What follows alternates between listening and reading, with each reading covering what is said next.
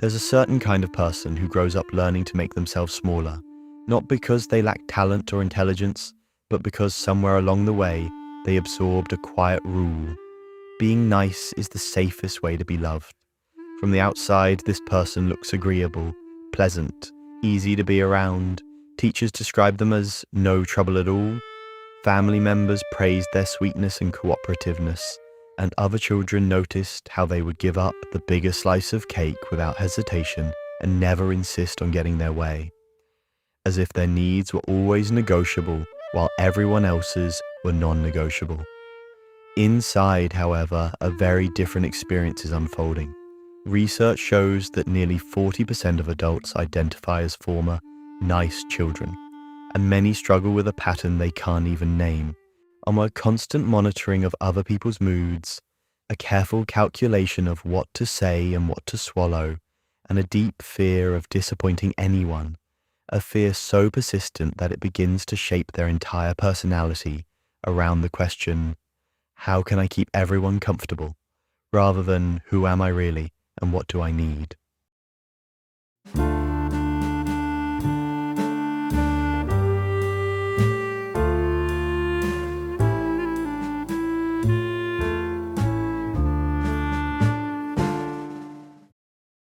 If you recognize yourself in this description, you may have been that nice child, the one who rarely complained, who tried to keep the peace when adults argued, who learned to calm yourself quickly so nobody had to deal with your emotions, and who slowly, almost invisibly, began to disappear behind a polite smile.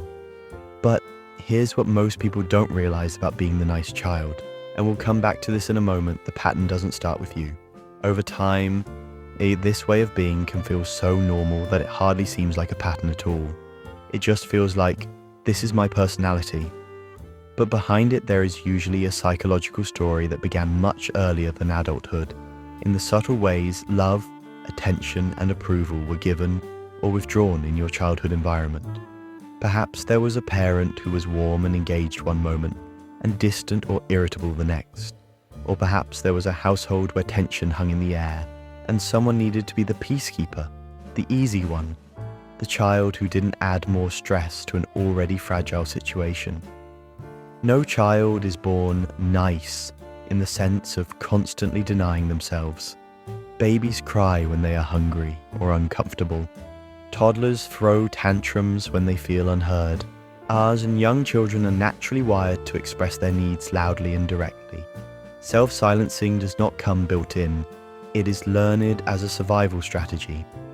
In psychology, there is a concept called conditional love, which describes situations where a child experiences warmth, praise, and closeness, mainly when they are calm, helpful, or easy to handle, while their more intense emotions like anger, sadness, or frustration are met with withdrawal, irritation, or criticism. When this happens repeatedly, the child internalizes a simple but powerful message. I am good when I am easy. I am lovable when I am not a problem. In order to protect their connection with caregivers, they start trimming away the parts of themselves that seem to cause trouble, such as anger that signals unfairness, boldness that might be judged as rude, or desires that might be called selfish. What looks like niceness from the outside is often fear on the inside. Fear of rejection, fear of conflict, and fear of being too much. And the smile that everyone praises can become a mask that hides a constant anxiety about whether they are still acceptable. And here's where it gets interesting. This mask becomes so automatic that many people forget they're even wearing it. As this child grows, the pattern quietly matures with them.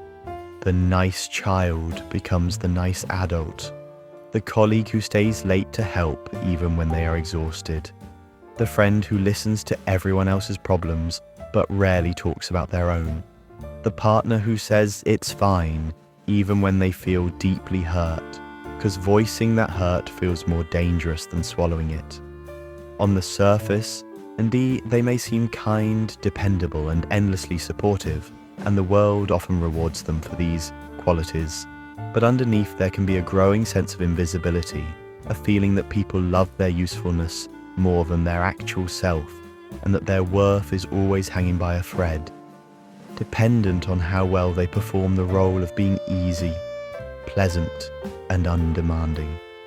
This is why so many adults who were praised for being so nice as children later find themselves anxious, burnt out, or emotionally numb, wondering why they feel so disconnected from their own desires, and why saying a simple no can feel almost impossible.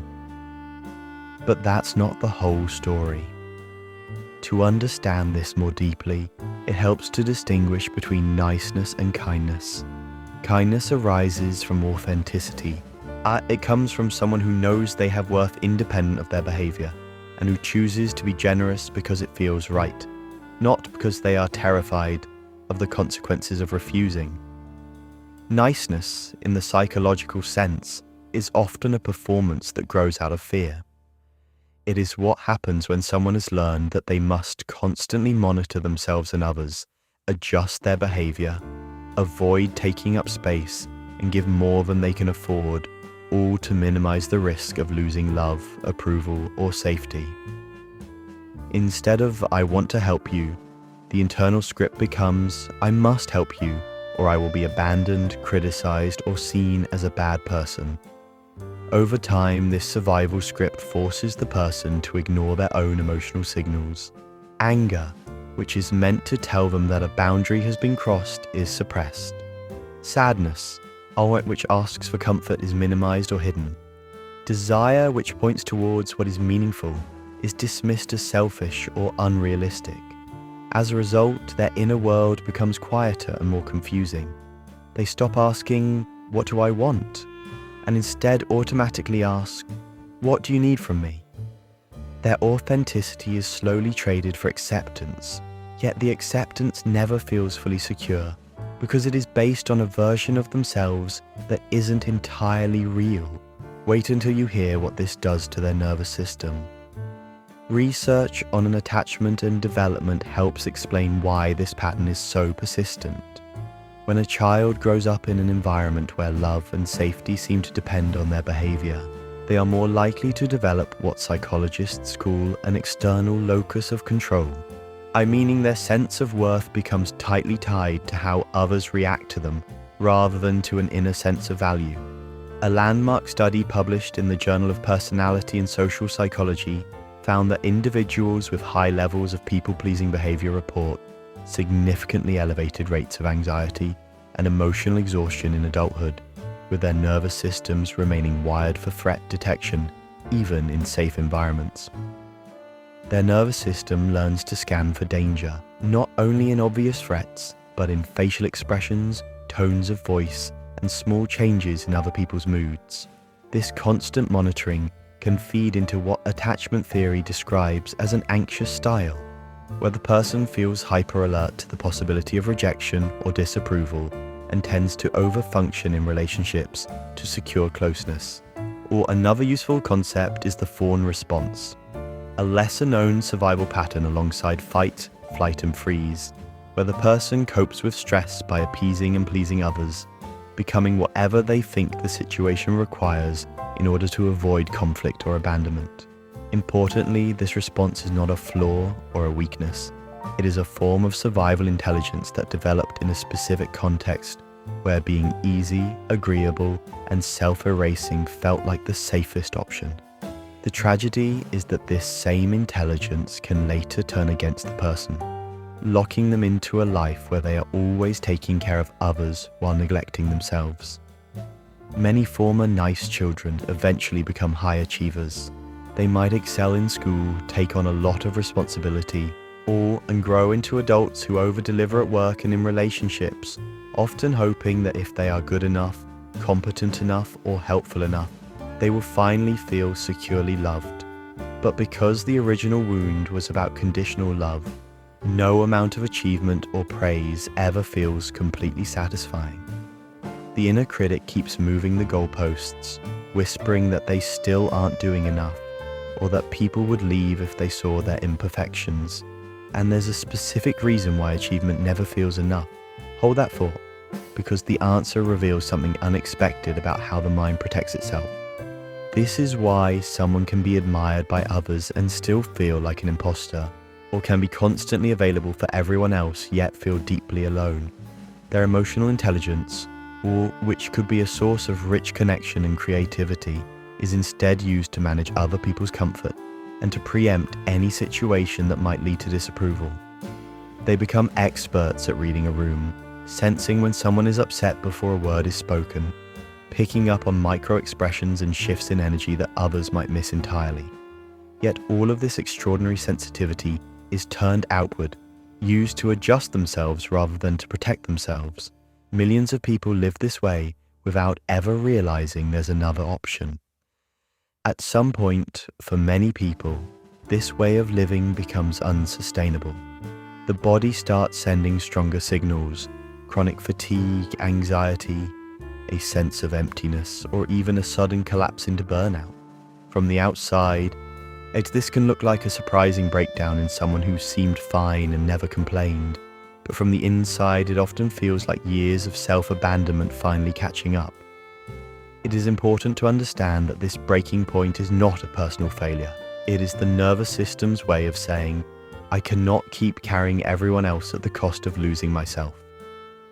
The part of you that refused to disappear completely begins to push back, sometimes through symptoms, sometimes through intense emotions that seem out of proportion, and sometimes through a quiet but persistent sense that you cannot keep living this way. And here's why this matters right now. Every day you continue this pattern is another day you're training your nervous system to treat your own needs as optional, as to see your worth as something you must earn rather than something you inherently possess. So how does healing begin for the nice child who is now an adult? In many therapeutic approaches to childhood patterns, the first step is recognizing that the behavior was an adaptation, not a defect. It was something the child did to stay connected and safe, given the limitations of their environment. Seeing the pattern in this way allows shame to soften and makes room for compassion, instead of, what's wrong with me? The question becomes, what did I have to survive, and how did I learn to survive it? From there, the work shifts towards gently redirecting that survival intelligence so that it protects the self rather than erasing it. Instead of using sensitivity only to anticipate everyone else's needs, it can be used to notice one's own feelings and limits. Instead of using empathy to tolerate mistreatment, it can be used to choose relationships where empathy flows both ways. This is not about becoming cold, selfish, or indifferent. It is about reclaiming the emotional energy that has been spent entirely on others and learning to direct some of it inward towards self-awareness, self-care, and self-respect. But before we talk about the practical steps, you need to understand one more thing about why this pattern is so hard to break. It's not just psychological, it's neurological, and your brain has literally been wired to prioritize connection over authenticity. In practical terms, healing often starts with very small experiments. For someone used to automatic yeses, and even saying, I need some time to think, can feel like a radical act. Setting a tiny boundary, such as not replying to messages immediately when exhausted, or allowing themselves to rest without constantly justifying it, can bring up a surprising wave of guilt and anxiety. This guilt is not evidence that they are doing something wrong. It is evidence that they are doing something new. The nervous system, which has been trained for years to equate self-assertion with danger, will send alarm signals at first, but over time it can slowly learn that telling the truth about what you feel or need does not automatically lead to abandonment, and that people who genuinely care can handle your limits, even if they need time to adjust. This relearning process requires patience, because decades of conditioning cannot be undone overnight. But each small act of honesty becomes a data point that the brain can use to update its predictions about what is safe. A 2023 study from the University of California found that individuals who practiced small, boundary-setting exercises showed measurable changes in their stress response patterns within just 8 weeks, suggesting that the nervous system is more adaptable than most people realize. One helpful exercise is to build awareness without harsh self-criticism. At the end of each day, You might look back and gently name one moment where you silenced yourself, whether it was agreeing to something you didn't want, minimizing your pain, or laughing off a comment that actually hurt. Instead of blaming yourself, you simply acknowledge it and then imagine what it would have been like to speak honestly in that situation. This mental rehearsal can slowly open up new possibilities because the brain and body respond strongly to vividly imagined alternatives. Over time, what once felt impossible can begin to feel merely uncomfortable and then eventually achievable. Visualization and rehearsal are powerful tools because they allow the nervous system to practice a different response in a low-stakes environment, building confidence and reducing the fear that has kept the old pattern in place. This is one of the most effective techniques used by therapists working with anxious attachment patterns, and the research backing it is compelling. As this process continues, a different picture of wholeness begins to emerge. And the goal is not to become harsh, indifferent, or uncaring, but to become someone who can be both kind to others and loyal to themselves. Wholeness means being able to feel anger and see it as information rather than as something shameful. Being able to say no without drowning in guilt, and being able to say, "I'm hurt," or "I need support," without immediately apologizing for being difficult. It also means discovering that some relationships deepen when you become more honest, while others fall away because they were built on your willingness to overgive and underexpress. As painful as it can be to lose those connections, their loss often creates space for relationships in which you can show up as a full, complex person rather than as a convenient version of yourself. The relationships that remain and grow stronger are the ones that were always capable of holding you as you truly are. They just needed you to show up honestly in order to do so. And here's what happens next. When you stop performing niceness and start living authentically, you give other people permission to do the same, creating a ripple effect that extends far beyond just your own healing. There is often a pivotal moment in this journey, a first real boundary that tests everything. Perhaps it is telling a parent that you cannot visit this weekend because you need rest, or telling a friend that you cannot take on another emotional crisis right now, or telling a partner that a particular comment hurt you and needs to be addressed. When this happens, the other person's reaction becomes incredibly important, and not because it determines your worth, but because it reveals the nature of the relationship. If they respond with respect, curiosity, or even temporary discomfort that eventually turns into understanding, it shows that the relationship has room for your full humanity. If they respond with anger, guilt-tripping, or withdrawal of affection, it reveals that the connection was conditional all along, built on your compliance rather than on genuine care. Both outcomes are painful in different ways, but both offer clarity, and clarity, even when it hurts, is a form of healing. This is the moment when many people realize they've been carrying relationships that were never truly mutual. And while that realization stings, it also opens the door to something better.